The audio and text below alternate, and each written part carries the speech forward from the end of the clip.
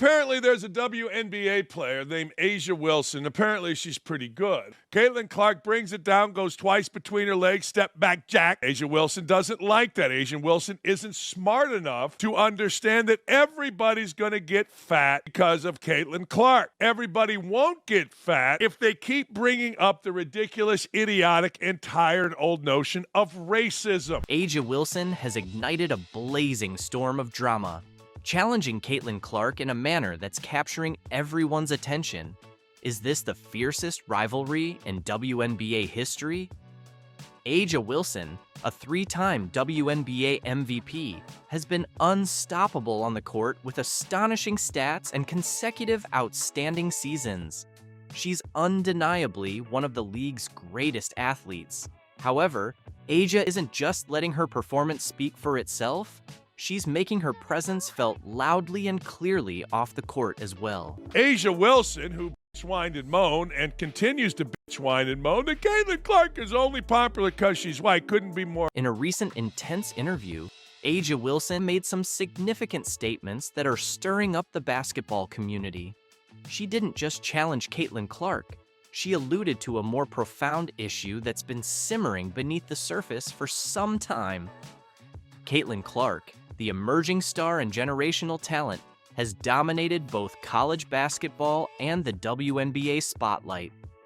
With her electrifying performances and bold attitude, she's become the center of attention. However, Asia isn't on board with this. Why is Caitlin Clark receiving all the attention? My achievements last season alone surpass her entire career. And if that wasn't enough, Asia went a step further by claiming that the primary reason Caitlin garners so much hype is because she's white. Hey, look, we love Steph Curry as a black man because of how he plays. We don't give two craps about Steph Curry or Caitlin Clark being white, black, green, or purple. When in doubt, yell racism, and when in doubt, look stupid doing it. And the latest is this moron named Asia Wilson. Asia Wilson has ignited a full-scale drama, publicly challenging Caitlin Clark in a way that's sparking widespread conversations. Could this be the most intense feud in WNBA history? Asia Wilson, a three-time WNBA MVP, has been unstoppable on the court with impressive statistics and back-to-back stellar seasons. She's unquestionably one of the league's premier athletes. However, Asia isn't just letting her on-court prowess speak for itself. She's making her stance known loudly and clearly off the court as well. Asia didn't stop with Caitlin Clark. She also brought Paige Bueckers into the conversation, with Paige set to join the WNBA soon. Asia is already asserting that she's not getting the spotlight she deserves because she is a black woman. Her frustration seems to stem from feeling overlooked, questioning why her MVP seasons, record-breaking performances, and championships aren't making her the face of the league. But here's where things get wild. Asia suggested that Caitlin Clark should face a lifetime ban for what she described as a lack of respect for the game and its pioneers. What does that even mean? The internet exploded. Fans are taking sides, with some agreeing that race plays a role in media narratives, while others believe Asia is going too far. Here's what she had to say. I think it's a huge thing. A lot of people may say it's not about black or white, but to me, it is. It really is, because you can be top-notch at what you are as a black woman, but yet that's something that people don't want to see. They don't see it as marketable, so it doesn't matter how hard I work. It doesn't matter what we do as black women. We're still going to get swept underneath the rug. That's why it boils my blood when people say it's not about race, because it really is. Players like Breanna Stewart and Diana Taurasi have reportedly weighed in. Asia Wilson is the queen of the WNBA, but Caitlin Clark is box office. The debate over Asia Wilson and Caitlin Clark isn't just about stats or accolades. It's about what defines greatness in the WNBA and who deserves the spotlight. Is this frustration rooted in jealousy and an inability to accept that Caitlin Clark has changed the game in ways Asia never has? Asia Wilson plays for the Las Vegas Aces, a team so stacked with talent that they could probably win games with half the roster. Kelsey Plum, Chelsea Gray, and Jackie Young are not just supporting players, they're stars in their own right. With teammates like these, A'ja has the luxury of playing in a system that allows her to excel without carrying the entire load. In fact, if we're being honest, Kelsey Plum deserves more credit than she gets. Her playmaking, scoring, and ability to take over games make life significantly easier for A'ja. If Kelsey wasn't there to pick up the slack, would A'ja still be an MVP? That's debatable. It's worth noting that MVP stands for Most Valuable Player, not Best Player on a stacked team. Without Kelsey, A'ja's numbers and impact would likely shrink. So when A'ja claims she's the league's most valuable player, one has to wonder, valuable to whom? The Aces could probably still dominate without her, but the same cannot be said for Caitlin Clark and the Indiana Fever. While A'ja thrives in the league, Caitlin Clark entered the WNBA as the savior of a struggling franchise. The Indiana Fever had been floundering for years, a team barely making headlines and far from playoff contention. Then Caitlin arrived. In just 8 months, she turned a forgettable team into a playoff contender. Her presence forced her teammates to elevate their game, and her leadership has been nothing short of transformative. Unlike A'ja, Caitlin doesn't have the luxury of multiple all-stars sharing the load. She's the sole centerpiece, carrying the team on her back while navigating the immense pressure of being a rookie in the spotlight. A'ja might want to criticize Caitlin's recognition, but she hasn't faced the kind of uphill battle that Caitlin has in her first season. One of A'ja's loudest complaints is about the awards Caitlin has received. While A'ja is proud of her MVP title, it's clear that Caitlin's recognition as WNBA Player of the Year and Time Magazine's Athlete of the Year has struck a nerve. These accolades highlight Caitlin's unparalleled contributions to the game, both on and off the court. Here's the difference. A'ja's MVP is tied to team success. Caitlin's awards recognize her individual brilliance and the broader impact she's had on the league. The MVP award is often debated, but Player of the Year and Athlete of the Year make one thing clear. Caitlin's influence transcends basketball. She's not just a great player, she's a cultural phenomenon. Unearned fame and fortune are far more destructive than they might appear. And right now, there's no organization on the planet that proves this point more than the WNBA. The league just posted its highest average game viewership in 24 years. They're bringing in massive new sponsorships, at least by the league standard. They're selling out arenas, which used to be unheard of for the WNBA. Have you ever wondered why a star like Caitlin Clark is encountering criticism in the WNBA? It's not what you might expect. The league's audience numbers soared, player benefits got better, and women's basketball gained significant attention. However, suddenly, unexpected allegations began to emerge from seasoned WNBA players. From the executives to the players to the reporters who, for their sins in a past life, have been cursed with the job of covering a women's basketball league, everyone should be overjoyed. But there's a big problem.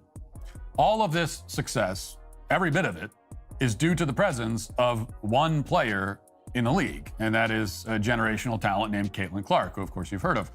And still probably the only WNBA player whose name you know. Matt Walsh isn't buying it. He's calling out the double standards, and trust me, he has the proof. He's armed with the data, the statistics, and he's not afraid to name names. Stay tuned as we uncover the explosive truth behind the WNBA's biggest controversy to date. You won't believe what some players are revealing behind the scenes. Ready? Let's dive in. Imagine this. Caitlin Clark steps onto the court, and the WNBA undergoes a complete transformation overnight. She's not just making an impact, she's changing the game. She's the reason the WNBA just won the lottery. Without Caitlin Clark, nobody cares about any of these players or the league. With her, most people still don't care, but a lot more people care than did before. And everybody knows that, right? Therefore, everyone in the league, other than Caitlin Clark, is doing exactly what so many lottery winners do. They're allowing all of their worst personality traits to surface because they just can't help themselves. The WNBA is undergoing an unprecedented boom. Viewership has soared to record-breaking heights, leaving executives in awe. Stadiums are packed to capacity, generating an electric energy that was once unimaginable in the WNBA. It's as if someone hit a power switch, and suddenly women's basketball has become the hottest ticket in town. You know, there are a lot of stories out there about lottery winners who go on to destroy their lives. Something like 70% of them supposedly go bankrupt within a few years. It's not hard to see how that would happen. When you give a lot of money and attention to a person who didn't earn any of it, that person doesn't suddenly change overnight. Instead, more often than not, all of their worst character traits are amplified 10 times over, and in many cases, that leads to a very public and humiliating collapse. This is a principle that doesn't just apply to individuals, it turns out. It applies to organizations, too. This surge in popularity is bringing in significant investments. Sponsorships and major deals are flooding in like never before. It's as though the floodgates have opened, and everyone wants a slice of the WNBA action.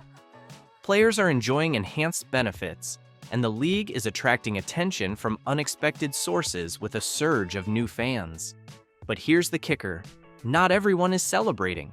Some players are voicing their frustrations. Can you believe it?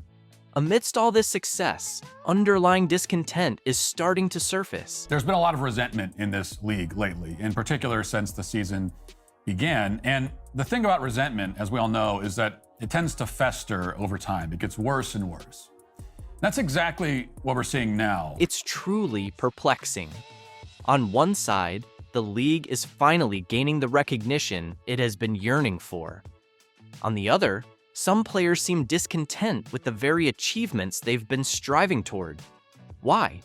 That's the million-dollar question. Are they envious of Clark's sudden rise to stardom? Concerned about what this means for their own careers? Or is there something more beneath the surface? Race hysteria in the WNBA has somehow reached yet another inflection point. The league is currently in the midst of what really might be the single most contrived racism scandal, certainly in any professional sport, at least since the fake noose in Bubba Wallace's garage. Specifically, a bunch of WNBA players have come out claiming that they've been victimized by racial slurs and other forms of racist attacks.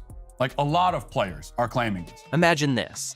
The WNBA is soaring on an unprecedented wave of popularity, and then a bombshell hits that shakes the league to its very foundation.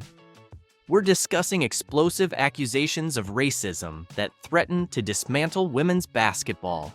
It's like striking a match in a room filled with gasoline. How do you feel about what has happened over the past year with the W since you first came in to where it is now? And obviously the game has grown and there's new fans, but how do you appreciate the new fans without all the noise that's coming with them? I appreciate the new fans that sit there and yell racial slurs at myself, my teammates, and the people that I play against, because yeah, those might be opponents, but those are friends too.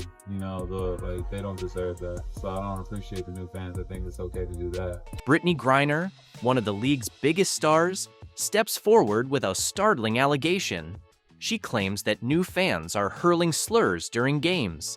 Can you believe it? The question that Brittany Griner was asked was about the massive growth of this league, which was dead in the water just a year ago and had been dead for its entire existence. And the reporter asked, what do you think of all the new fans? And like in any other context, when someone says, what do you think of all the new fans that are coming in? Usually it's, oh, it's great. We love how everybody is supporting the league and we're so grateful. None of that. Instead of some gratitude, some appreciation for the people who have saved the WNBA, who pay to come out to see bad players like Brittany Griner, instead of that, we get resentment. Now for the details. None of these racial slurs have been confirmed, even though some are alleged to have happened during games. As far as I know, none of them have been captured on camera. Interesting. There's no visual or audio proof to back any of these claims. Not a single trustworthy report either. That's highly unusual, especially considering there are cameras and smartphones at every WNBA game. Walsh isn't holding back. He's stating it exactly as he sees it, asserting that these accusations are completely fabricated. It's a daring claim, but it's making people take notice. But let's slow down for a moment. Why would players fabricate something so serious? That's the million-dollar question sparking intense debates among fans and critics alike. Are they trying to create drama? Is there something else happening behind the scenes? If there were, the videos would be all over the internet, but they're nowhere to be found. They don't exist online. So instead, we're left having to rely on the players' statements. The entire situation is causing turmoil within the league. On one side, you have players feeling wronged and calling for action. On the other, there are skeptics like Walsh demanding solid evidence before making any judgments. And in the middle of it all, the fans, the sponsors, and the future of the WNBA itself. She'll be the biggest female star ever because she can pull up from the parking lot. She is a killer. She is stone cold. Caitlin, man, she's a phenomenon. She's the best female collegiate player ever. Caitlin Clark is capable of magical things. Caitlin Clark is continuously setting new benchmarks as a trailblazer in women's basketball by revealing a surprising element in her Fever contract. Celebrated for her exceptional talent and leadership on the court, she's now making significant impacts off the court as well.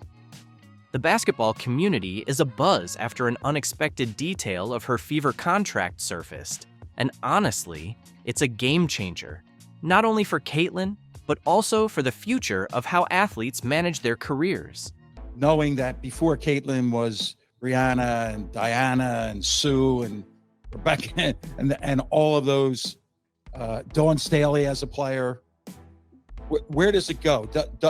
Can it continue to climb, and will it climb on the back of now Paige Bueckers? For anyone questioning the Caitlin Clark effect, we now have people wanting to watch golf because of her. We saw the kind of offer that Ice Cube made to Caitlin to play in the Big Three. That is $5 million to play 3 months. Caitlin Clark continues to set new standards in women's basketball by unveiling a groundbreaking detail in her Fever contract. Renowned for her unparalleled talent and leadership on the court, she's now making significant strides off the court as well. The basketball community is abuzz after revealing an unexpected aspect of her Fever contract, and it's a game changer, not just for Caitlin, but for the future of athletes' career management. The Iowa standout has always been ahead of her time, proving she's not just playing basketball, she's elevating the sport itself. What exactly did she disclose, and why is everyone talking about it? Caitlin Clark secured a $28 million deal with the Indiana Fever, setting a standard for how athletes can leverage their influence. According to insiders and Caitlin herself, her contract includes enhanced travel accommodations, personalized support staff, and resources dedicated to her holistic development as a player and leader. At just 22, she's the only professional women's basketball player on the Forbes 30 Under 30 list. Unlike standard team travel arrangements, Caitlin's contract allows her to optimize her schedule and performance, ensuring she can shine without unnecessary distractions. In her first year, she will earn $76,535, along with access to nutritionists, trainers, and mental performance coaches. This reflects the Fever's commitment to player well-being and long-term career sustainability. Reactions have been overwhelmingly positive, with teammates showing genuine support. One player even joked, "If Caitlin's getting all these perks, we'd better start winning more games to keep up." From management's perspective, the Fever's general manager described the contract as a bold step toward redefining excellence in women's basketball. Investing in Caitlin's development is also investing in the future of the league. Fans have praised the move on social media, celebrating Caitlin's role in pushing boundaries and inspiring others. Young athletes everywhere are watching Caitlin's journey and learning that it's okay to demand more. She's not just breaking records, but also breaking barriers, embodying empowerment and leadership. Caitlin handles the spotlight with grace, crediting her teammates and the Fever for believing in her vision. This collective triumph highlights the power of teamwork and innovation. Looking ahead, Caitlin Clark is more than an athlete. She's a trailblazer and a symbol of what's possible when talent meets determination. Her contract with the Fever is a statement of intent, declaring that the future of women's basketball is bright and boundless. By securing provisions that emphasize personal development and well-being, Caitlin is demonstrating that excellence on the court should be matched off the court. The Fever's decision to support her vision marks a cultural shift in women's sports, historically undervalued and under-resourced. Caitlin's contract signals to other franchises and sponsors that investing in female athletes is both ethical and profitable. This move is reminiscent of the legendary Bird Magic rivalry, sparking excitement and essential competition. The domino effect is already taking shape, with other WNBA players exploring similar contract clauses. Younger players are dreaming bigger, inspired by Caitlin's bold move. She advocates not just for her growth, but for the growth of women's basketball as a whole, creating a path for the next generation to thrive. Caitlin Clark has concluded one of the most remarkable years in basketball, backing up her words with actions. She plans to mentor young players and engage in community outreach, creating a transformative ripple effect.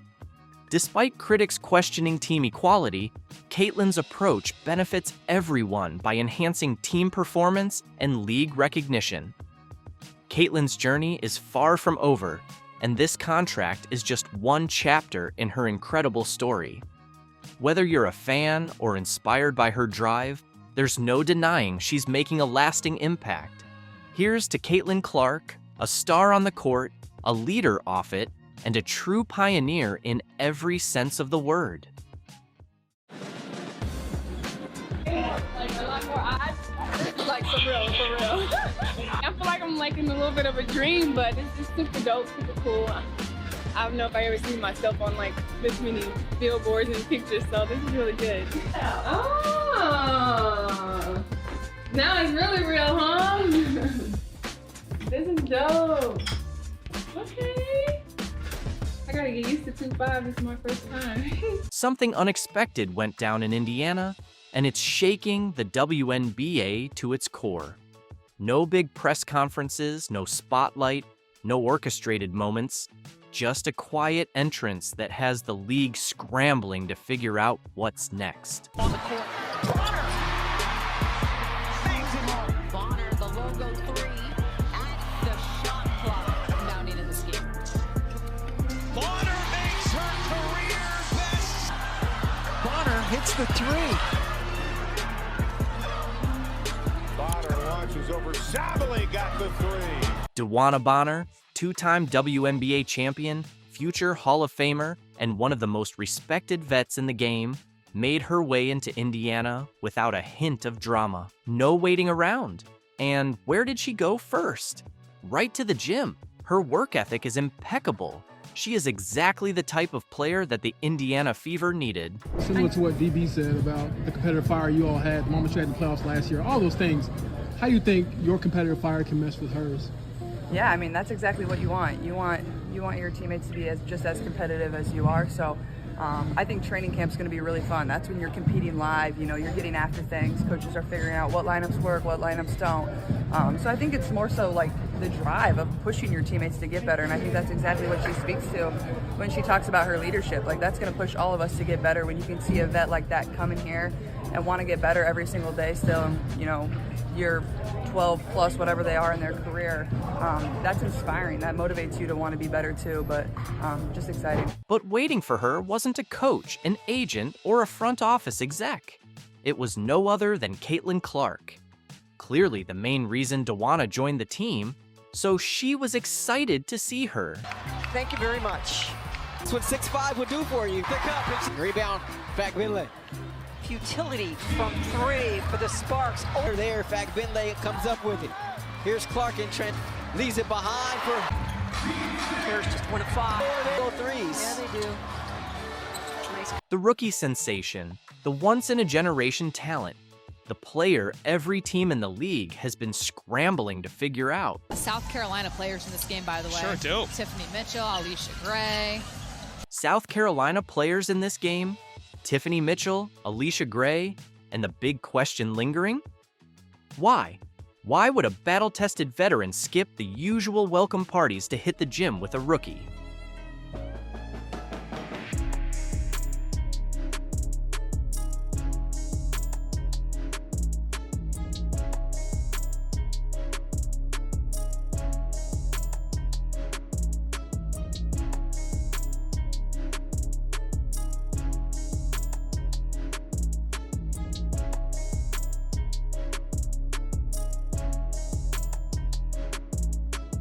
This wasn't just a workout.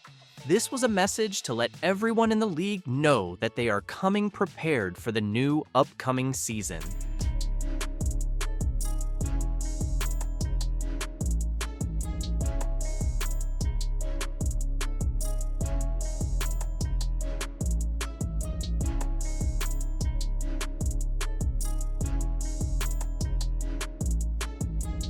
And if you think this is just another off-season move, brace yourself for a rude awakening. The Indiana Fever has something big planned up their sleeve. The WNBA is on the verge of a major shift, and the Indiana Fever is right in the middle of it.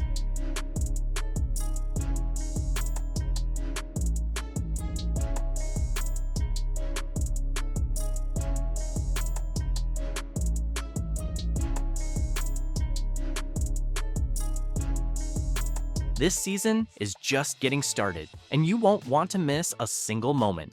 What's up, Fever fans? DB here. So happy to be here, so excited. I'll see you guys in May. No welcome parade, no PR stunt, no fluff. DeWanna Bonner didn't come to Indiana for the media circus. She came for one thing: business. A two-time WNBA champion, a future Hall of Famer, and one of the game's most respected veterans. But instead of basking in the spotlight or making a dramatic entrance, she went straight to the gym. I'm just happy that I can still be a part of it. I'm happy that I'm still wanted, you know, in different organizations and have the free agency that I had. And I'm coming to probably one of the best fan bases in the world right now, so I'm pretty honored to. No cameras, no distractions, just pure focus. That's not a casual arrival. That's a message. When a player of Bonner's caliber bypasses the theatrics and heads straight to work, it's clear she's got unfinished business.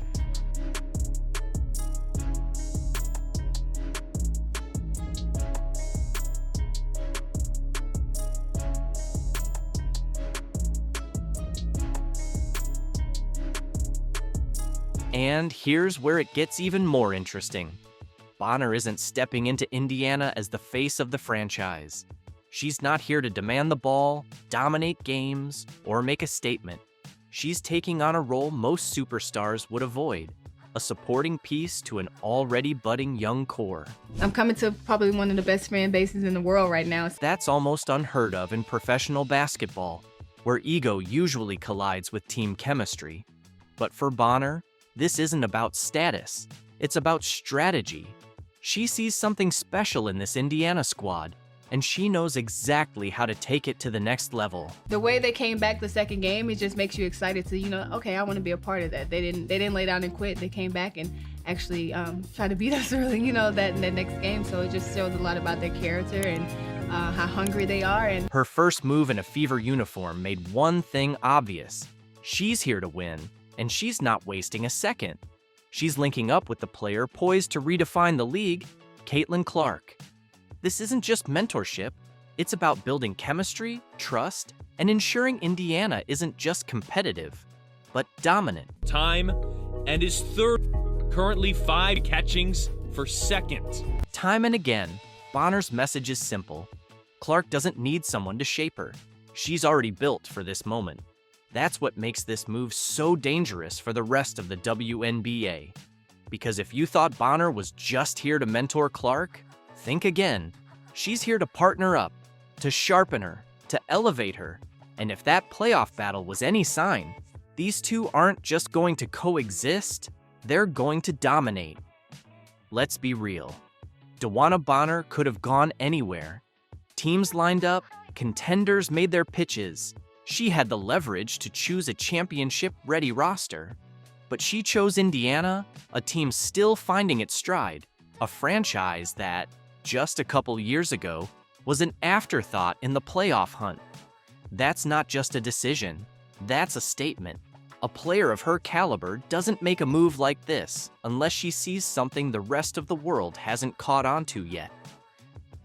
What's up, fans? Sydney Colson here. Super excited to be in Indy. Cannot wait to see y'all in Cambridge. See you soon. For months, Cheryl Swoops and other critics of Caitlin Clark have claimed that no one wants to play for the Indiana Fever. However, earlier this week, two-time WNBA champion Sydney Colson arrived in Indiana with a powerful message that completely debunked that narrative. I'm super excited about it. I'm going from a team that was in the media, like people are excited to watch us, into another team that is arguably the most talked about team in sports right now, especially in women's sports. So this fan base, it's exciting to be a part of a team that has a lot of positive energy around it. From the instant she showcased her new Fever jersey to her energetic presence at the Pacers game, Colson's debut with the team was a bold rebuttal to those who had questioned the franchise. What she shared at her press conference might be the most compelling defense of Caitlin Clark we've heard from a veteran player to date. Oh, girl, I would have put on some other clothes. Oh, dope. I thought I saw the reflection when I was coming across the street. I'm like, wait a minute. What up, baby? How are you? Long time no see. It's been a month. Remember when Cheryl Swoops said nobody wants to play for the Fever? Sydney Colson just shattered that narrative. From the moment she arrived in Indiana, the atmosphere changed. A viral video showed teammates and staff eagerly welcoming her with real excitement. This wasn't a PR stunt, but a genuine, heartfelt embrace. Hey! Hi! Hi. I know. Hi, baby. Hi. Lexi, what's up, baby? Oh, it's good to see you. You too. How are you? Good. How are you? What's up, baby? How are you? I'm good. Good to see you. What up, babe? Who let you in here? Man, how are you? Good to see you. What up, Sid? How you doing? Nice to meet you. I heard bad things about you from AJ. Horrible. You know me. Oh, geez. Right there. Oh, geez. How you doing? How you doing? I'm Susie. Nice to meet you. Nice to meet you, too. Already met? Okay, we're all grown up. What makes this moment even more impactful is the stark contrast to the harsh criticism from Swoops and other detractors, who claimed veterans would avoid playing with Caitlin Clark. The footage tells a completely different story, one of unity and excitement for what lies ahead. The jersey! Aww! Dope. Yes. It's so weird to see you swap in new colors. I love it. I love it. I love it. What's this? That looked like since you were fever. So I want to make sure you had one. When Sydney first saw her new Fever jersey, her pride and excitement were unmistakable. Holding it up with a big smile, she showed genuine love for the team's colors, marking the start of a new chapter and an exciting opportunity in Indiana. Her interactions with the Fever staff were just as telling, with General Manager Amber Cox confidently saying, "I think she's going to bring a lot of joy to our lives this season." She was somebody we targeted really, really early to come in and play that backup point guard role. We have ultimate faith and trust in her in any situation that we put her in. She's going to be able to lead our team. And obviously, great personality as well, brings a lot of fun and levity to the locker room. Again, that experience, knows when we need which side, right? Like the serious, the tough veteran leadership versus the, fun, playful Sid. So I think she's going to bring a lot of joy to all of our lives this season. Sydney's instant chemistry with everyone highlights the positive culture the Fever are building, directly countering the negative narratives from some former players. Her arrival video quickly went viral, racking up thousands of likes and retweets as fans embraced her genuine excitement. This authentic connection only makes the critics' claims seem more out of touch. I think when we set out in free agency, it was to bring in veteran leadership, and we've done that. Players who have had deep playoff runs, we've done that. You look at a player like Sydney Colson, coming off what she's been able to do in Vegas, dating back to her, championship in Texas A&M. She's a winner, knows how to win, knows how to play a role. So she was somebody we targeted really early, but, just looking down the line in free agency, just really excited. When the plan comes together, you feel really good about it. Again, it looks great on paper. We got to get everybody on the court, but overall, really excited about the roster. Sydney didn't just show up for the cameras. Her first workout with the Fever proved exactly why they targeted her from the start.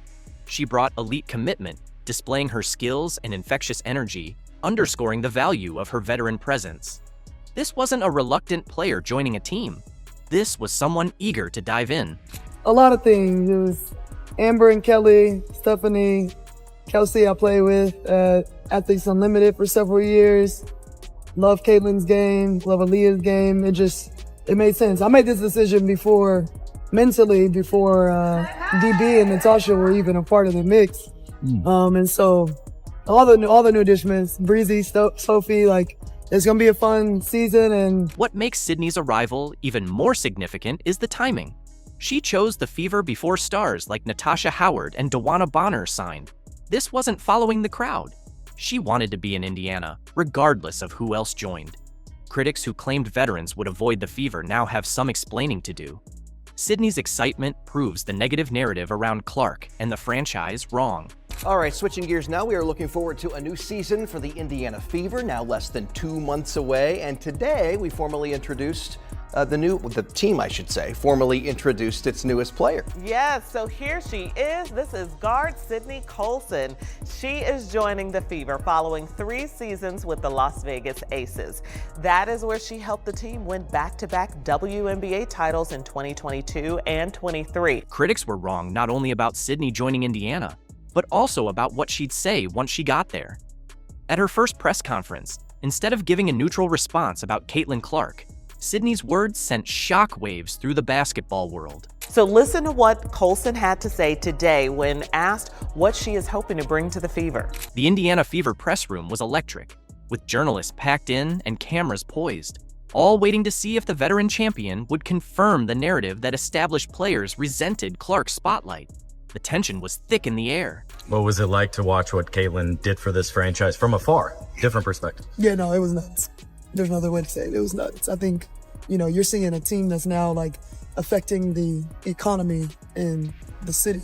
You got people coming from out of town, out of state, out of the country, maybe even to see games. And so that's special. You've been studying. Huh? You've been studying those studies. Yeah, man, I try to pay attention, but no, it's been cool to see. Caitlin's a remarkable player. She's going to be good here for a long time, so I know people are excited about, her future here. The moment the reporter asked the question everyone had been waiting for, what Sydney truly thought about Clark's impact on Indianapolis and the WNBA, it was like time stood still. You could almost hear a pin drop as the room fell into silence, all eyes on her. Without missing a beat, Sydney answered with raw sincerity, her voice tinged with awe. Then, she dropped the game-changing words that shattered the critics' narrative in an instant. It was nuts! First person I can honestly say, that looks like Steph Curry. She's not guardable right now, and she can hit almost any shot from the outside. Almost any. How much of a power she is out there on the court. The cool part is the way that she plays and her range and the level of difficulty on her shots is obviously a very close comparison. From long-range shots to lasting influence, Caitlin Clark isn't just setting records, she's shattering them. Surpassing even Steph Curry's iconic three-point average, she's reshaping the future of basketball. But what happens when Caitlin Clark crosses paths with Steph Curry's legacy? Do you think Caitlin Clark could beat Steph Curry in a three-point contest? That's tough. Shooters can have an off night. You just never know. Caitlin has no conscience where she pulls from. Steph has no conscience where he pulls from. Been doing it for a long time, so can never go against Steph. Steph has been doing it for a long time. Recently, Caitlin Clark has solidified her place in basketball history, and it's not just because of her scoring ability, it's where she scores from.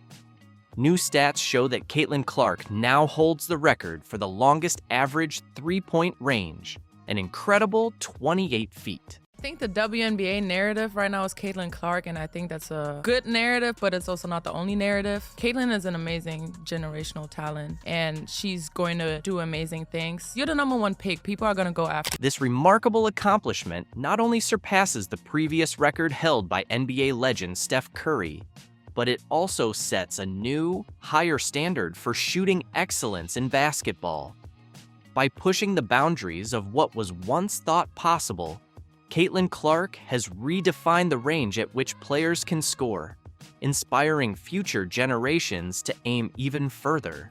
Do I need to call you the female version of Steph Curry, or do I need to call Steph Curry the male version of Caitlin Clark? I think I'll just be the female version of Steph. At just 22 years old, Clark's achievement is far more than a statistical outlier.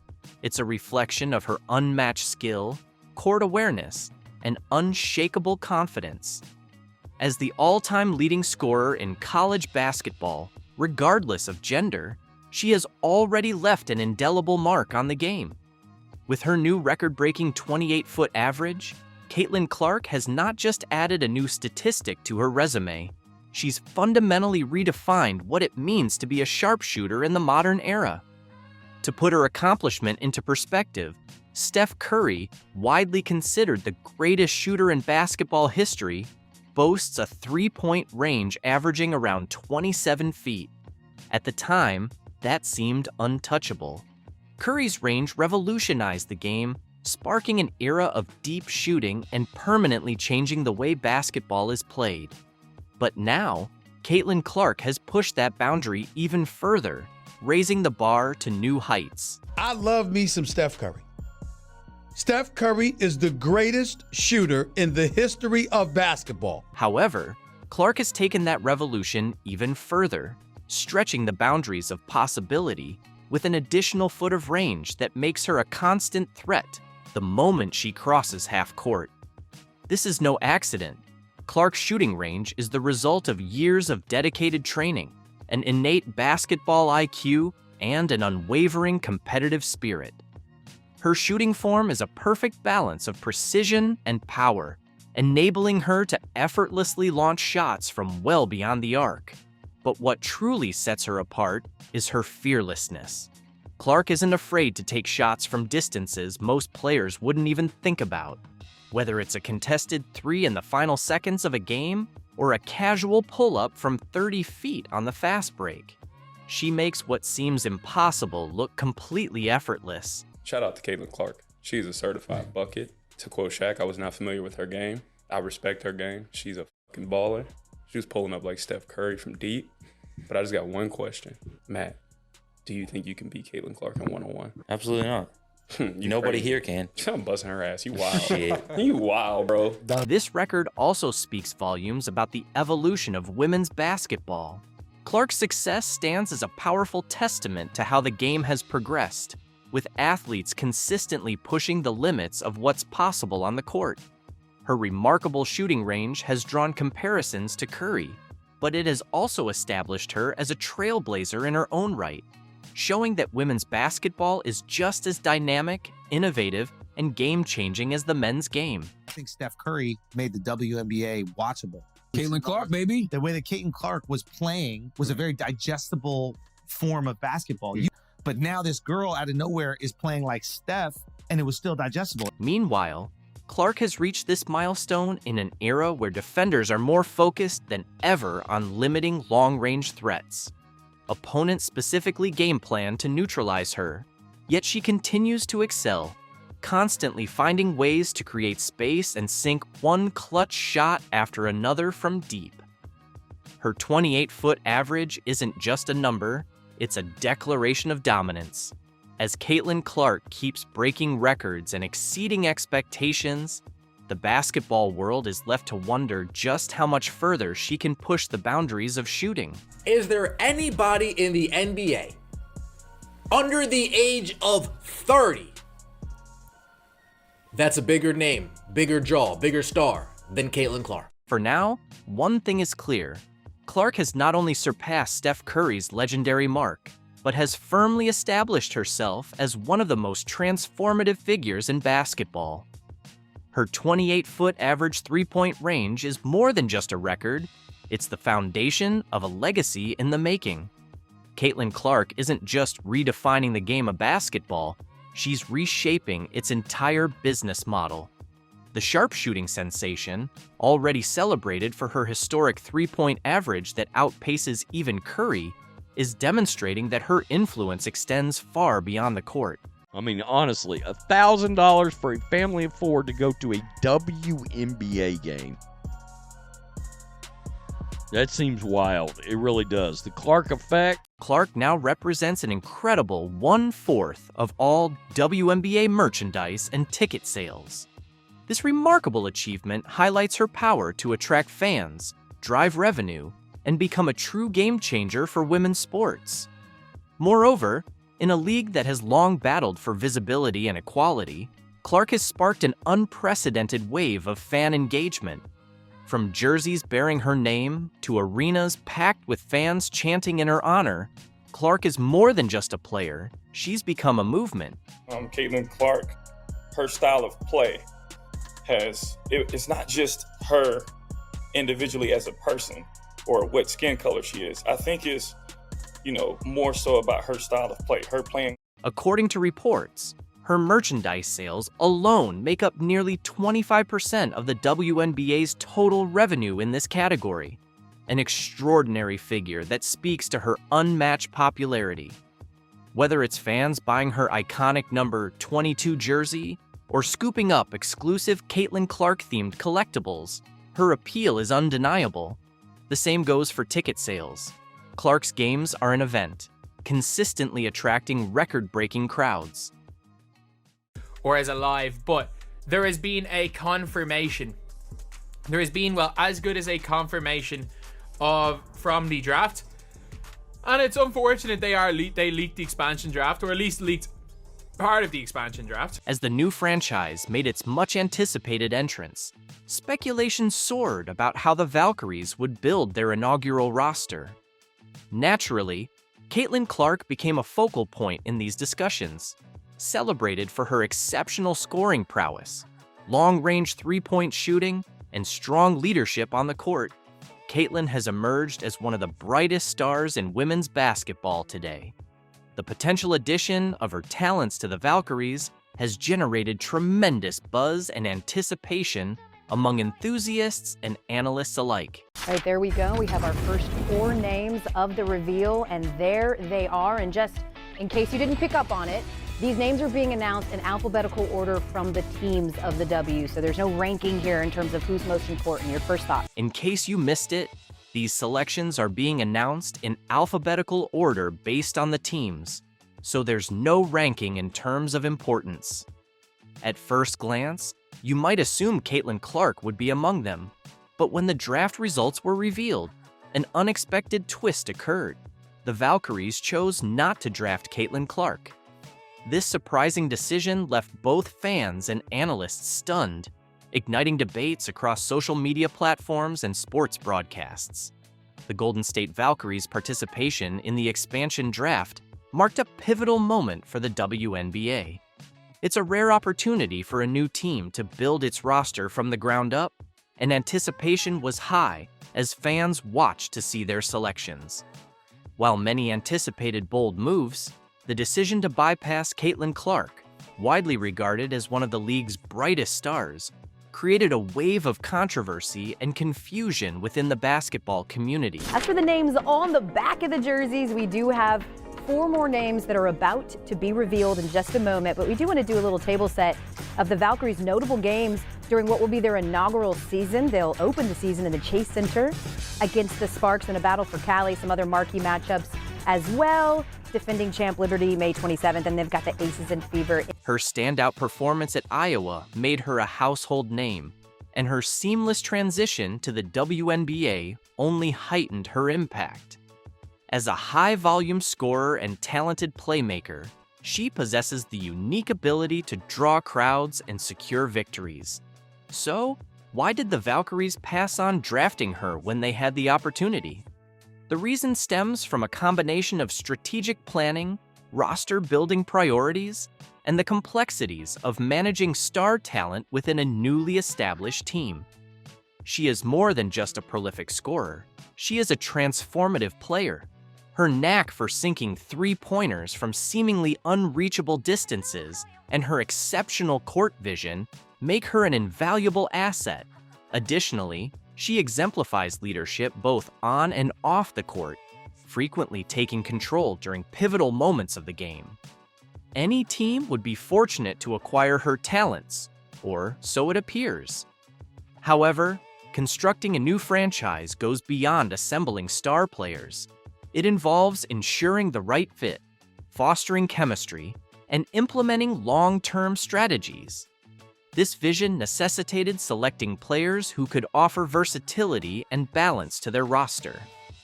Opting to draft a superstar like Caitlin Clark might have seemed like a straightforward way to make headlines, but it could have interfered with the delicate task of forming a unified and cohesive team structure. A prime example of the Valkyries' strategic selection is Temi Fagbenle. As an experienced center, Fagbenle brings defensive strength and leadership qualities that are crucial for any team seeking to establish its identity. However, her selection sparked surprise because it meant that Caitlin Clark remained with the Indiana Fever. Speculation among fans suggested that Fagbenle's departure from the Fever was closely linked to Clark's increasing influence within the team. Her on-court presence attracts media coverage, drives merchandise sales, and energizes fan communities. For the Indiana Fever, she serves as a cornerstone in their rebuilding efforts. Conversely, for the Valkyries, acquiring a player of her caliber might have introduced significant challenges. Effectively managing a star athlete requires substantial resources, both financially and in terms of team dynamics. Clark's playing style necessitates that the team's offense is centered around her. She thrives as a high-usage player who relies on having the ball in her hands.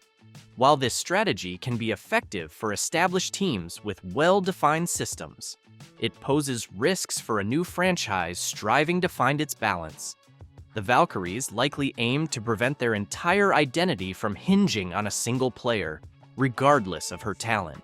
Instead, their focus was probably on assembling a more balanced roster, capable of evolving into a cohesive unit that can compete comprehensively without depending excessively on any one individual. From the Atlanta Dream, the Golden State Valkyries select center Ileana Rupert. Another layer to this decision is the Valkyries' emphasis on defense and versatility. Players like Fagbenle, Alana R., and Monique Billings offer flexibility across multiple positions, enabling the team to adjust to various matchups. While drafting Clark might have been tempting, it could have constrained their ability to build a well-rounded roster. Under the expansion draft rules, teams had the option to protect certain players. Unsurprisingly, the Fever chose to safeguard Caitlin Clark, effectively removing her from the Valkyries' selection pool. This move came at a price, leaving players like Fagbenle unprotected.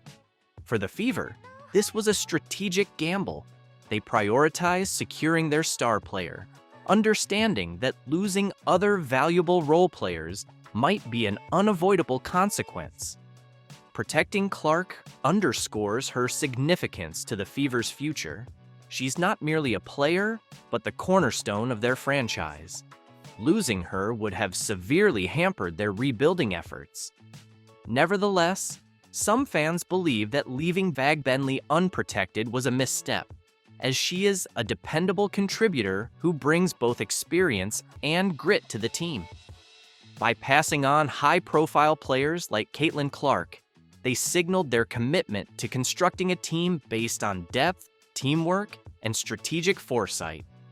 This method may not create immediate headlines, but it lays the groundwork for long-term success. Naturally, not everyone concurs with this strategy. Critics argue that the Valkyries forfeited an opportunity to secure a generational talent. Caitlin Clark's ability to attract fans and elevate her teammates makes her a rare asset in the WNBA.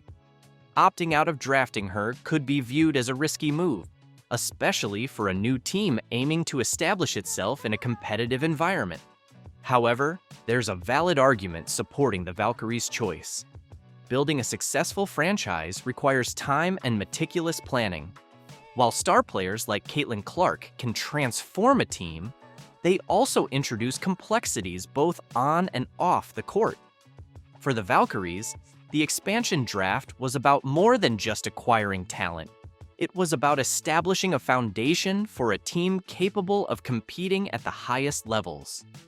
As the Valkyries gear up for their inaugural season, all eyes will be on their roster decisions.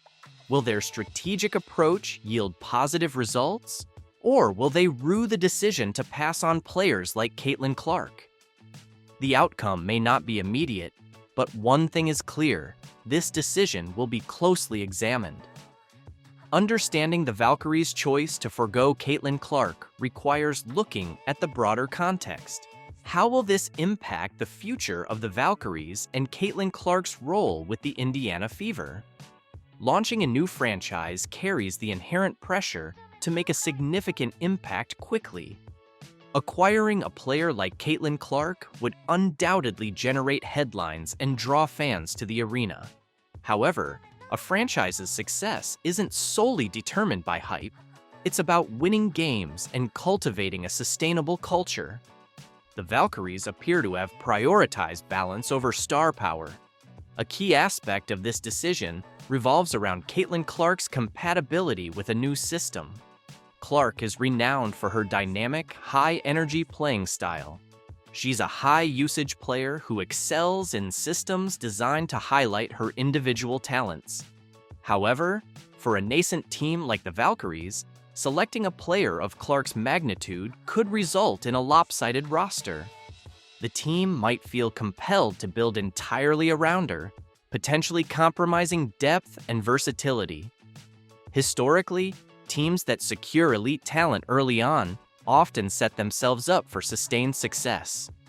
Clark's ability to draw double teams, stretch defenses, and control the game's tempo makes her a generational talent.